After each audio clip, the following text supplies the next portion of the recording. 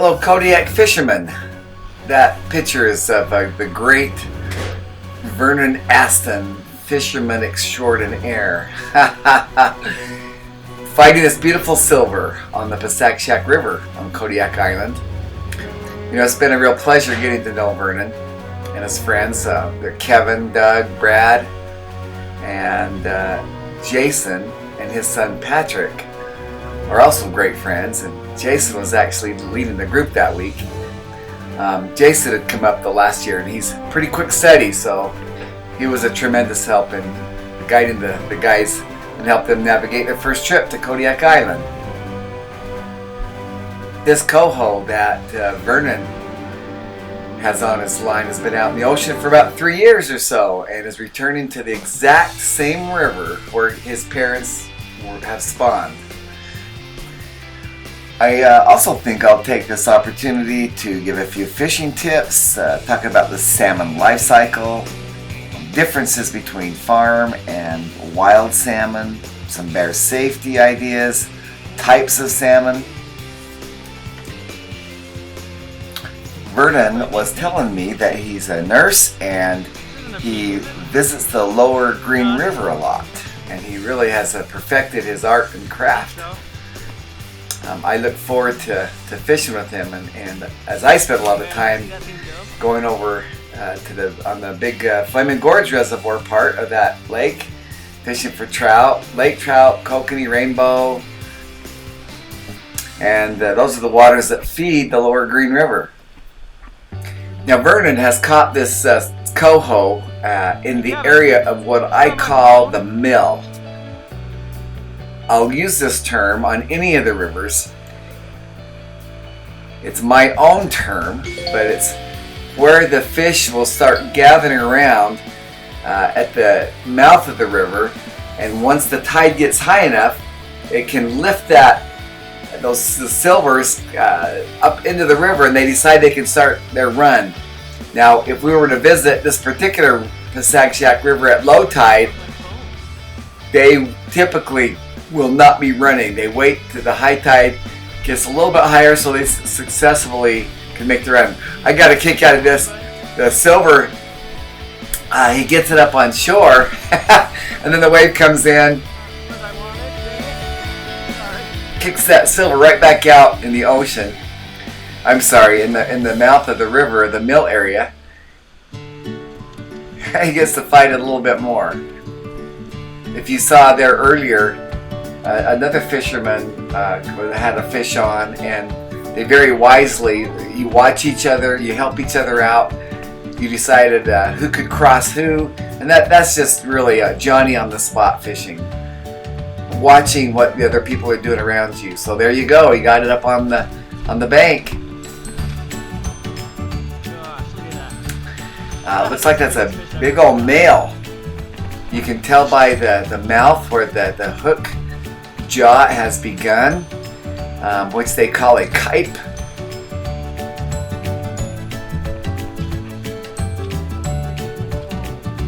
Probably a couple of weeks prior to that, he did not even have that hook jaw. That is something that they start to develop as their bodies start preparing to spawn. The females do not get that hook jaw, that little kype on the end. There's Brad taking a picture of Vernon there. We love to take a lot of pictures. Say hello, Brad. Okay, all right. Now we're switching rivers. Now obviously this is a little bit of GoPro action. Oh, we lost that one. This is on the Litnik River, which is one of the great fisheries up in Alaska, and we have to fly out to this. A float plane takes you to this particular location. It's on a completely different island of Kodiak. They still call it Kodiak though, but Afognak Island is owned by the native corporation there. And boy, look at him jump. Look at him jump. It's so exciting. But what is actually going on here is that the females are sensing and smelling the fresh water and as their bodies prepare to change, and as they leave the salt water, and it's exciting for them, and it appears they're jumping for joy. But what's actually happening, as they jump into the air, they twist over to their side and land. See, there you go. They land on their side so that they can break up the eggs inside of them in preparation to spawn. One of the fun things about this part of the Litnik River, or anywhere on a Fognak, is there's no technology. I say that in the sense that there's just no phones, there's no service, there's just no modernization there that you can easily go to. It's just, you're really getting out there into the wilderness a little bit more. Unlike the road system over in Kodiak, where you can find a gas station probably within 30-40 minutes. Not here. In fact, we take a satellite phone in case of an emergency to call out, and they would have to come and pick you up by float plane. Now, what's fascinating about this part of the Litnik River, here in about 30-40 minutes, this action will not be happening. The tide is actually moving up, and here in about 20-30 minutes, everybody will walk upriver about another 100 or 200 yards and start this process all over again.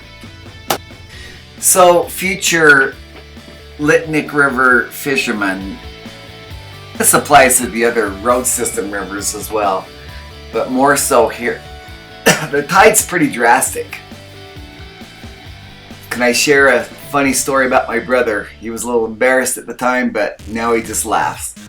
So they caught a bunch of fish here, and up and down this system is at low tide. They had, 7 on a stringer. Put the fish about 2 or 3 feet above the water level and went back out to fish. And probably in about an hour or so, they went back to go get it, realized that they lost all their fish. It was now about 5 feet underwater. We didn't find it until about, the next day? We came back, maybe 2 days later, and we came at low tide, and sure enough, all 7 fish were still sitting there on the stringer. Of course, at that point, they weren't salvageable. One reason we love to fish this Litnik River is fed by a Fognak Lake, which is probably about 1.5 miles, a 2-mile hike, which you can access. There's a little trail up to that lake. Is because the fishing limits are generous here. On the road system, it's 2. The limit is 2 silvers per day. And here it's 5 per day. There's a road system here, but it's dirt roads, and it's not part of the Kodiak proper road system. So anywhere on a Fognak Island, you can catch 5 silvers a day. You'll notice the guys are actively fly fishing with streamers. They're using chartreuse clousers. In this situation, pinks work great. The Tullus wiggle bug that's pink works really well. Some purples, it would work well. Possibly some egg-sucking leeches. But the other guys, you'll notice that the guys to the right there, they're using spin cast reels, and they're using stuff that's like spoons. I'm not a fan of the blue fox stuff, but you can catch them with that. I like to use, Randy Browning has made his own version that works great. He's got 2 or 3 different colors. We can show you those. The Kodiak specials work well here. But additionally, one of my favorite spinning cast lures is the Mets product called Flying Sea. It's orange or pinks. And there's something about that lure that they seem to really like as well. We are back at the mill. of the Pasakshak River. Good job, Kevin. Got a beautiful silver on there. Now, each of these silvers, I have no doubt that Vernon and Kevin, they've probably fought these fish for about 5 or 10 minutes, sometimes longer. Now, fish on Pasakshak can be up to 20% bigger than other places in Alaska. Kodiak in general has larger silvers. We are back. Watching old Vernon work his magic. What I like about this clip here is you see how he's got his rod down a little bit to the side at an angle? I typically don't like to hold that rod straight up and down. Keep it a little bit to the side, one side or the other. Many times novices will hold their rods just straight up the entire time. Fish tend to come off easier. I like to do what Vernon's doing here is hold more to the sometimes to the left, hold sometimes to the right. We train novice fly fishermen to wear those fish out before you bring them in. If they start going to the left, I grab my rod and I pull it to the right, make them pull against it. They start going to the opposite direction, I bring my rod to the other side, make them work against it. So there are really 3 stages to fly fishing, and each one you need to perfect so that you can successfully bring in fish. First one, casting. Getting it out there, getting it to where the fish are at. Second, stripping. Don't want to go too fast, too slow. You want to be at the right depth. Third, knowing how to properly set the hook so that it is firmly embedded in that fish. You can easily underset it, you can easily overset it. And it's just a feel that experienced fishermen get over a period of time. And you know what? And I'm sorry, there's actually a 4th step. Let's add that. Is once you get those first 3 steps done accomplished, how do you properly reel the fish in with the right tension? We talked about that a little bit earlier, wearing the fish out. Some fish might take 5 minutes, some fish might take 30 minutes. I've had times when I've hooked into a big king salmon. You're fighting that thing for 45 minutes. I believe that the record king salmon in Alaska, over 100 pounds, I heard took 12 hours to bring that king salmon in.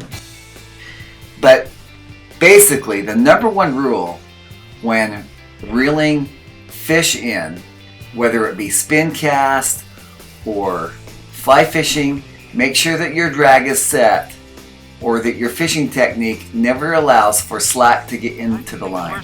You always have to have tension. You'll also notice, whether it be you're watching Kevin or Vernon, that they never point the fishing pole, whether it be spin cast or fly fish, directly at the fish. They always have it bent. This allows for the fish to play, and if it wants to fight, there's the bend in the rod can help with that play. I like to fight my fish with a good amount of drag, not too much that it'll break the line off, not too slack that the fish can just run out without any control. I set that tension just enough that it wants to run. It does pull it, and it's a good little tug. But always keep in mind, you can do steps 1, 2, 3, 4, and 5 perfectly. But sometimes, dang it, that fish will still just get off. And if it was always easy, then it takes the fun out of it. That's what brings me back. Keeps me wanting to go back on that river and trying again and again and perfecting my art and my craft.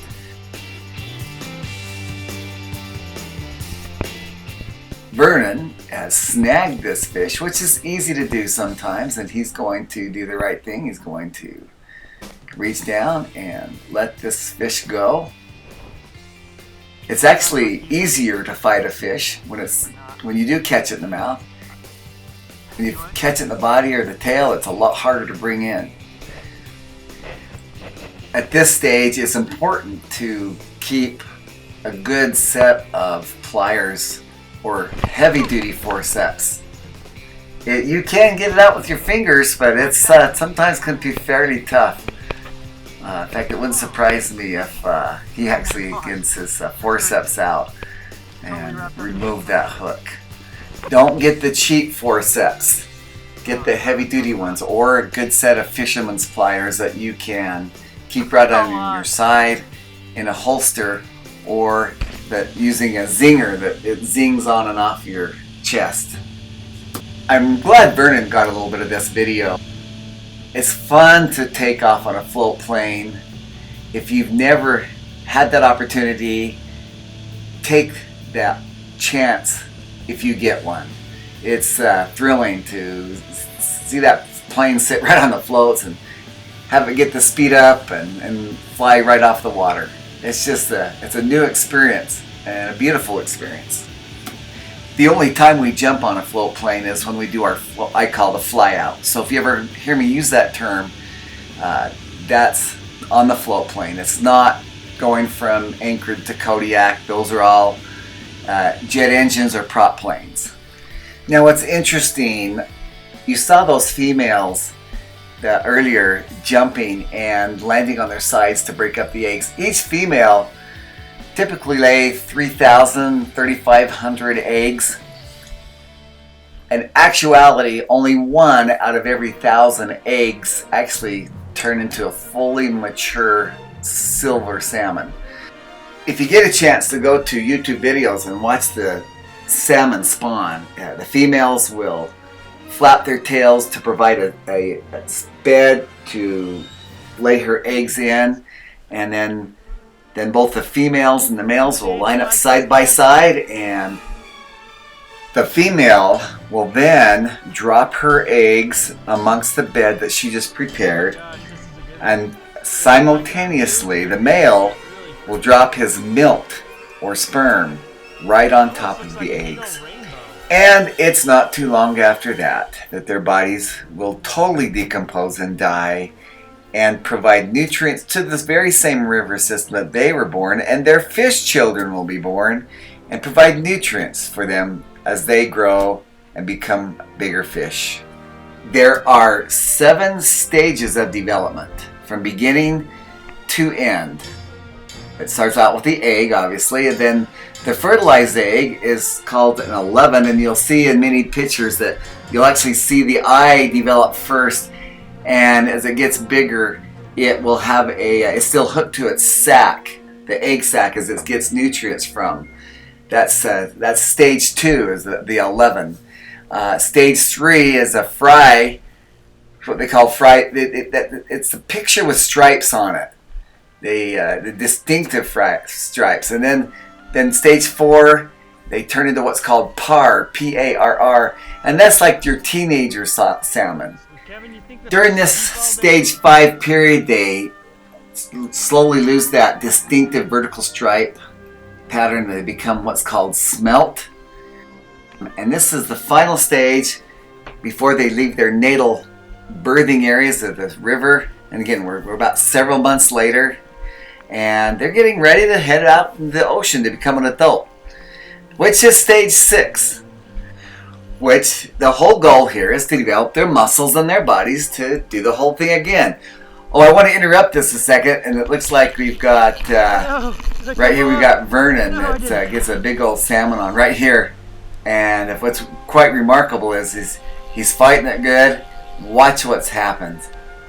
There he goes. That baby's gonna. Here you go. Come on, bring it in, bring it in, bring it. Oh, and it gets off.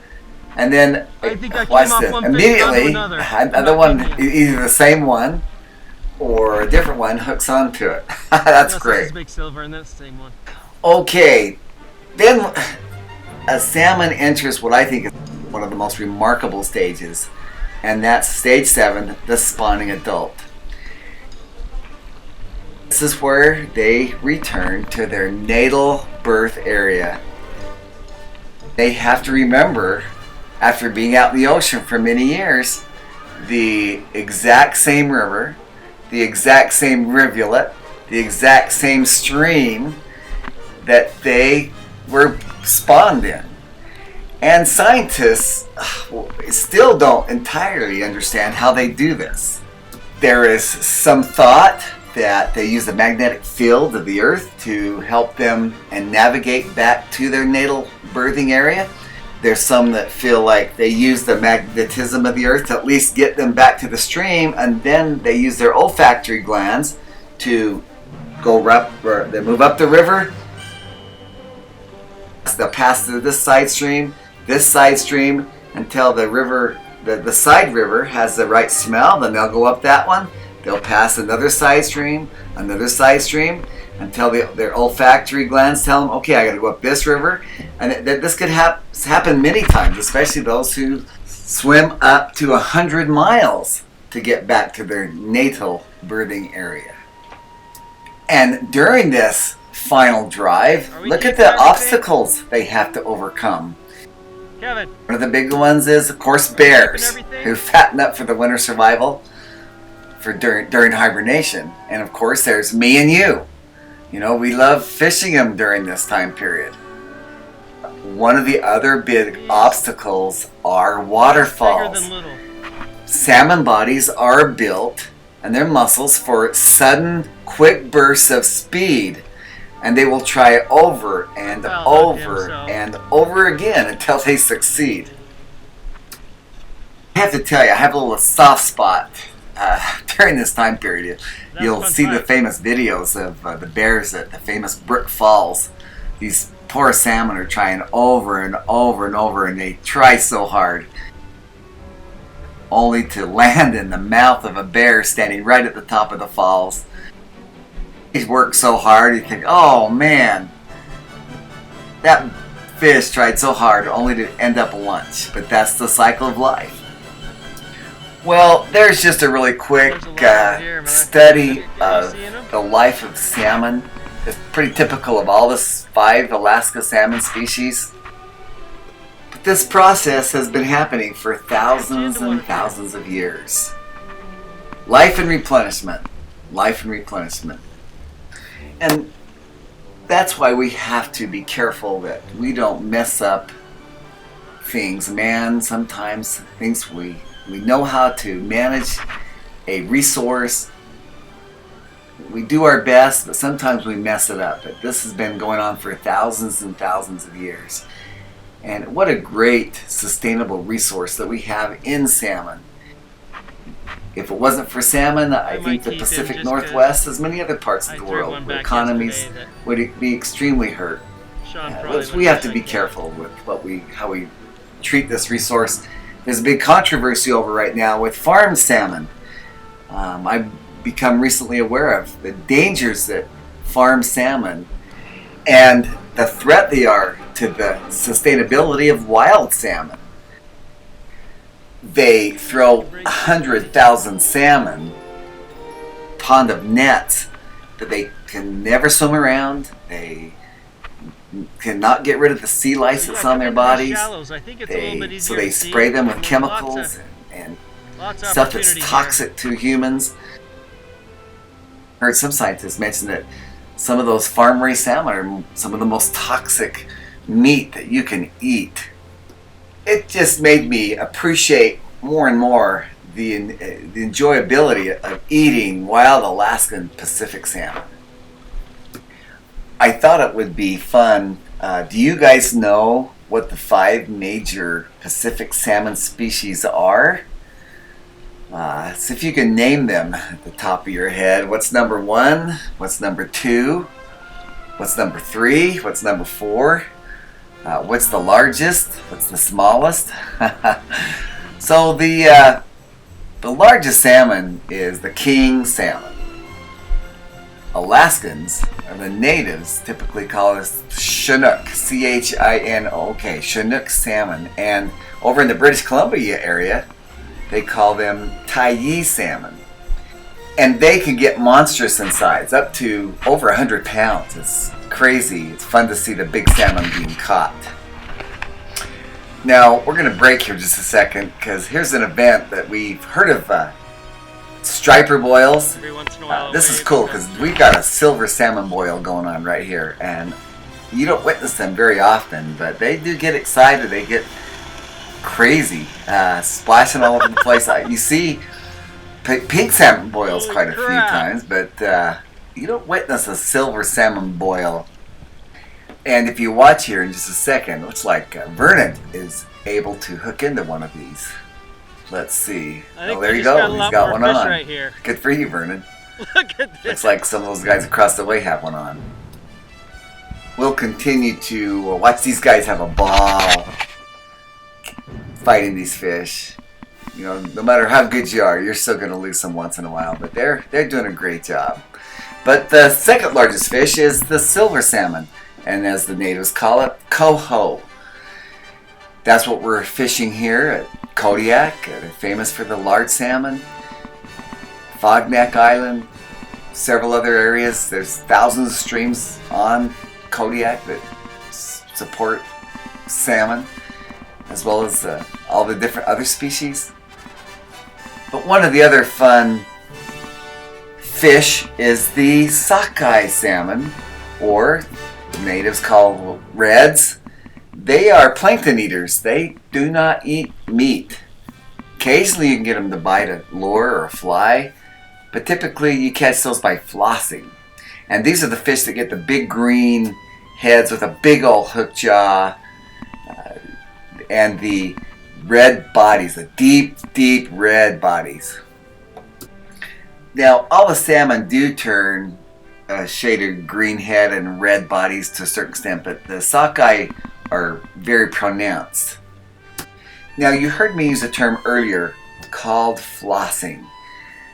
You will see the guys lined up on the Kenai River and other rivers 10 feet apart. They call that combat fishing. They are typically doing what's called flossing. So the sockeye are not biting meat, fly, a lure. So you have about 10 to 15 feet line out there with a sockeye hook, and you're casting it out and you're stripping it in and hopefully getting the line to go in between their upper jaw and their lower jaw as they're opening and closing their mouth as they're moving up the river, and then getting it to hook right into their mouth. And it sounds very complicated, and sometimes it can be, but you want to wait for the sockeye run. You don't do it any time of the year. It got to be done when the sockeye are running up the river ready to spawn. And if you're there at the right time, you can successfully catch several sockeye. Many times the limit's around 3. If they're really coming through heavy, I've seen them increase the limits to 6. And many times people could be done in an hour, or it might take them several hours. But it's fun. It's actually quite a ball. Congratulations to Vernon on another successful fish harvest, as we saw earlier. I wanted to talk to you guys about the road system on Kodiak Island. Here they're on the American River. Now, I've been up there for several years, and every year seems slightly different, but we've always been able to be successful. Some years they face a drought. Sometimes there's an overabundance of water, and the water's too high, it makes it difficult. This particular year, they've had the worst drought than they've had in many, many, many, many years. And so we're very fortunate to find several salmon on the American River. But that's not always the case, because they're on a 3 to 4 year cycle. You just have to work hard, find out where the silvers are, how you want to fish them, where they're prominent at. And we got fortunate and found a bunch on the American River this year. About 4 years ago, they had another drought situation, maybe not quite as bad as this year. But we absolutely couldn't find any fish in any of the rivers. But we were fortunate to find a bunch of fish out at Calson Bay. They were milling around in the bay, and so we tried something we've never done before and pretty much caught all our fish that week casting out into the salt using fly rods and spinning lures. That's where spinning lures did come in handy. We could cast them out there quite a ways to where they're milling around, and we had a lot of fun trying something new instead of fishing up the river. Okay, now we're going to talk about the PG section in our little chat and education about salmon. So you're going to see that he's going to keep this salmon.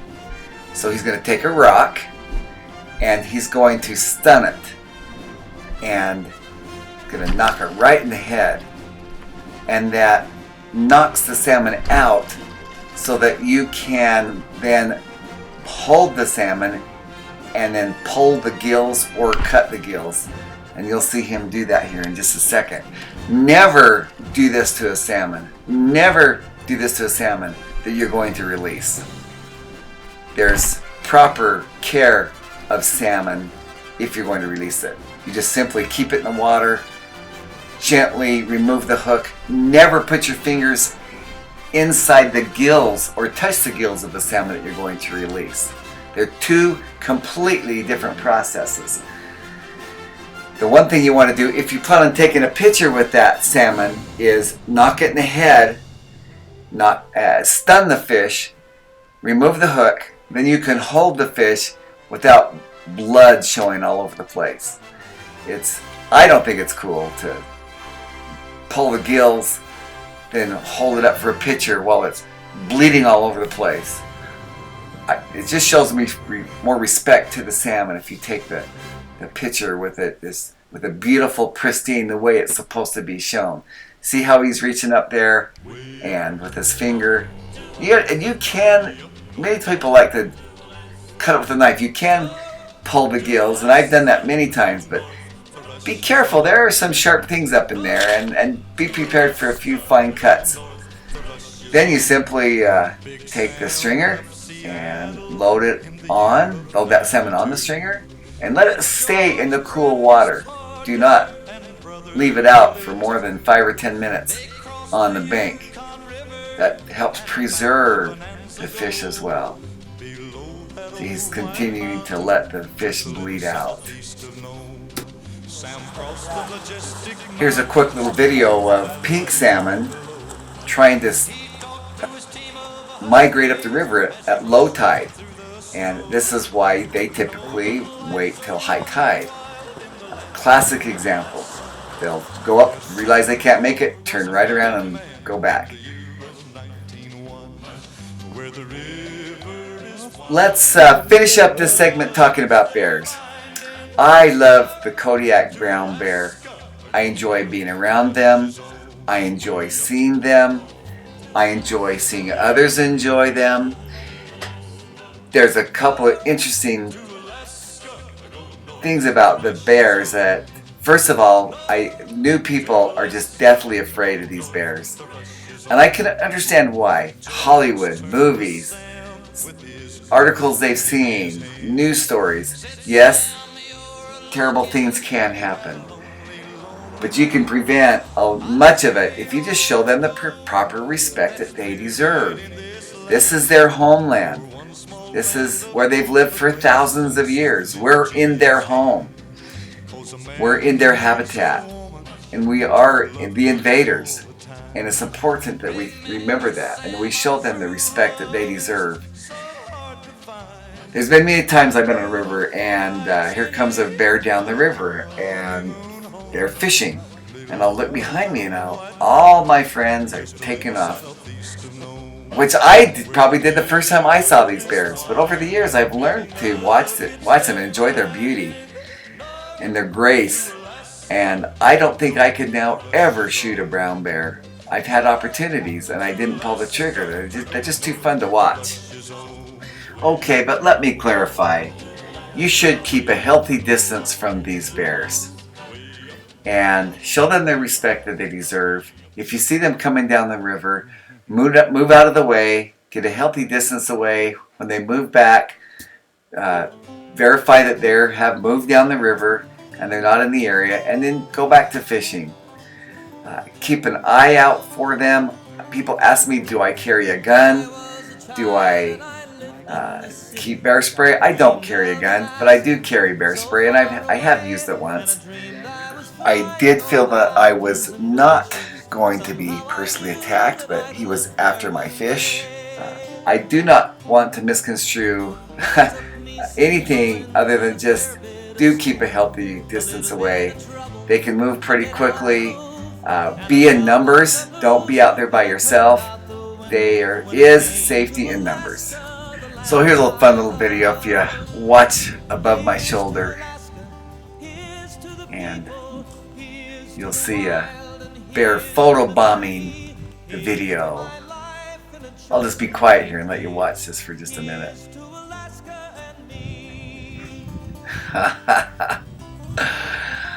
Got a big old silver salmon on. Fun, fun.